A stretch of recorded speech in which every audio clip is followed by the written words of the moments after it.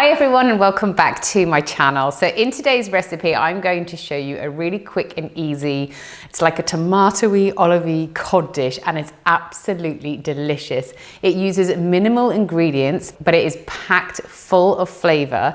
Chris is not an olive fan, but I still cook the olives in the sauce and then he just removes them, and the juice from the olive honestly does just add so much flavor into this dish, so do not miss them out. The first thing I'm going to do is get my rice on the go. So how I like to cook my rice is I do 1 cup of rice per 2 people, and then I just pop it into a sieve and I just wash it out really well to get rid of any excess starch. Once I've washed it out, I add it into my pan and then I add enough water to cover the rice, plus a little bit more to go up to my middle finger's first crease. I find this is the best quantities of rice to water to cook your rice perfectly, and it's fluffy every single time. Then I pop it straight onto the hob, bring it up to the boil. Once it's boiling, I reduce the temperature right down to a simmer.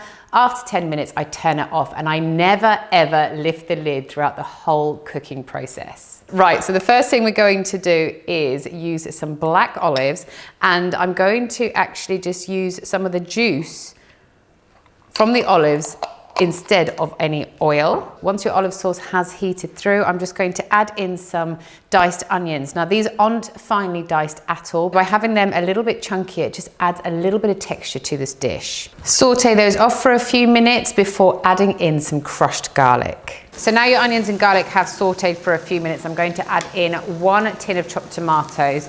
These quantities are to serve 2 people, so if you want to cook for more, then just double or triple the quantity. So 1 tin of chopped tomatoes. I'm just going to wash it out with a little bit of water too. Then you want to go in with 1 vegetable stock cube, 1 teaspoon of oregano, and a generous amount of salt and pepper too. And lastly, add in your black olives. So I'm just going to use half a jar for 2 people, so about 40 grams of olives per person. And then your final step for this dish is to lay some cod loins on top. So I just get these are Tesco finest ones. They are skinless and boneless and absolutely delicious. So as you can see, I have cooked this in my Le Creuset dish, and that is because I'm going to now pop this into my preheated oven on 180 degrees centigrade for 15 minutes. And that is it. That is your super easy tomato and olive cod bake, and it's absolutely delicious.